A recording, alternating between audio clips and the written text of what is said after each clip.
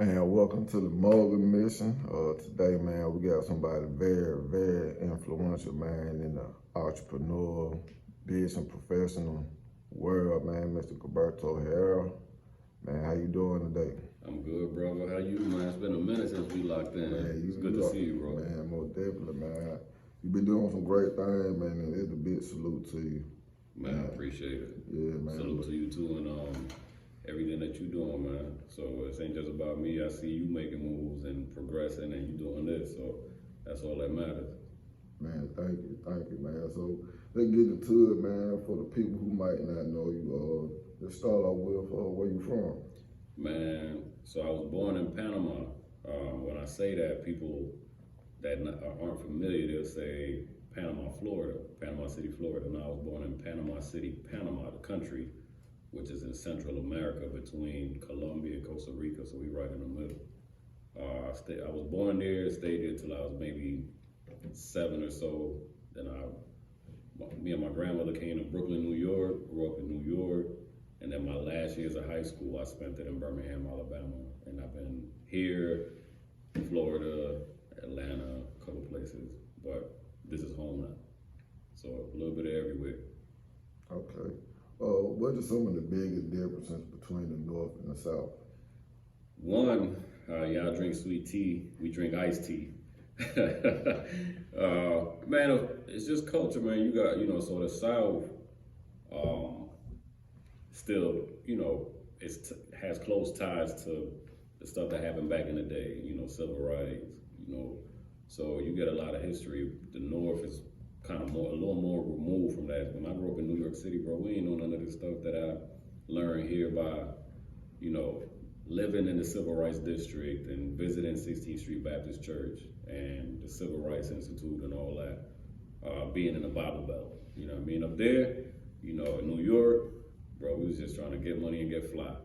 You know what I mean? Mm-hmm. It was a fashion show. It's the fashion capital of the world. So, and then you go upstate New York, that's a whole different world. That's, it kind of remind me of here, just cold. Mm-hmm.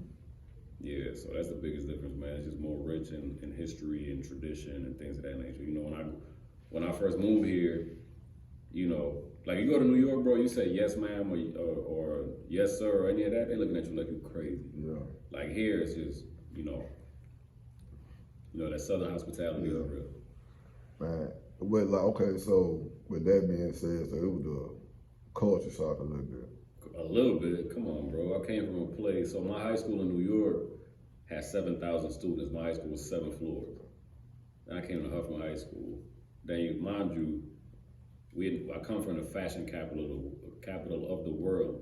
So I come here, I'm wearing Prada sneakers. At the time, you're wearing Maury alligator sneakers. I'm wearing, Iceberg, Coogee, all of those things. And, when I came here, most people was wearing Dickies and Reeboks. Yeah. So we spoke different, we moved different. I move a lot faster because, we had a store in every corner. We used to walk a lot.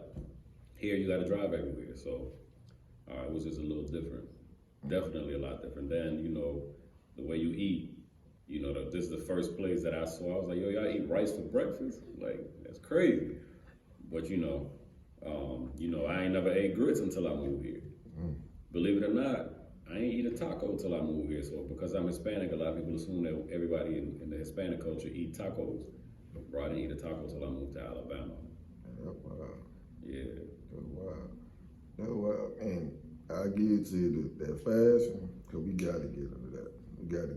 Because anybody who knows you, they already know what's up. We got to give it to you.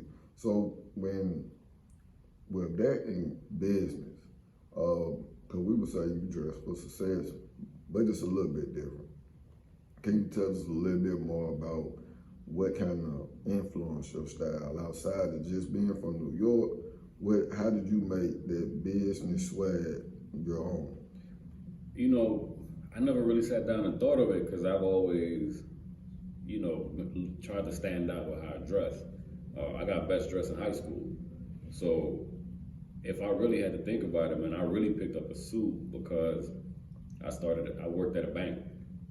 And, I I had access to suits, and I really was dealing with dudes that was on another level in the street, and they wore gaiters and they wore suits and stuff like that.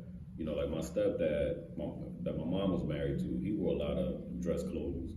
So I was kind of influenced by them early on. So when I, transitioned to my professional life, I was already influenced by dudes that did it anyway.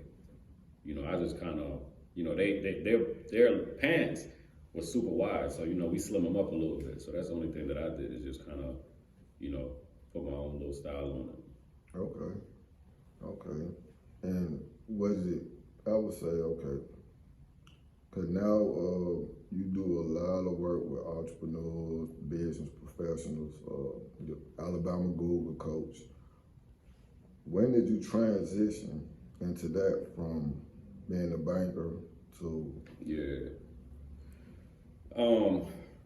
So I would say entrepreneurship found me.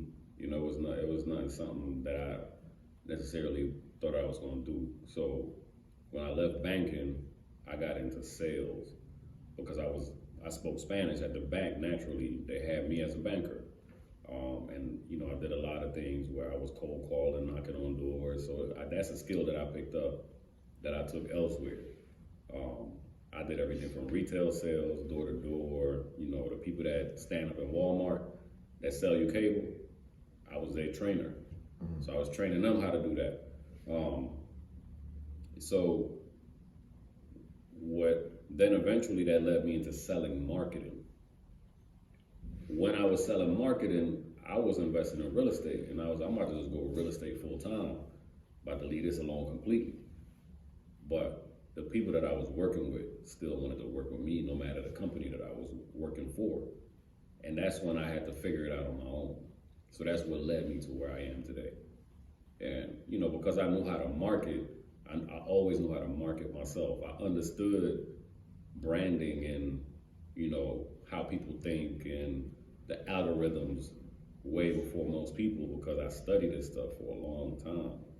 And, that's when it started taking off. And then I studied, certain people that were doing it at a high level. And I just kind of emulated a lot of things that they do. So, if you want success, look at the people that are already doing what you're doing and just pick up a couple things that they do. Just, watch what they do. And I guarantee you, if they doing it and they investing their money into it, it got to be working in some sort of way or fashion. So I started doing what people ahead of me were doing, and then it just took off from there. Okay.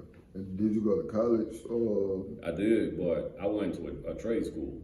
So I went to Herra. So a lot of people don't know, when I came into this country, I was undocumented. So I was undocumented till I was like 21. I didn't go to college till I was like 25. And that's just because my grandmother made me do it. So I got an associate's in computer electronics and telecommunication technology. Worked in that field for like a year, realized it wasn't for me. Got back to doing what I was doing, which is sales. Okay. That's interesting.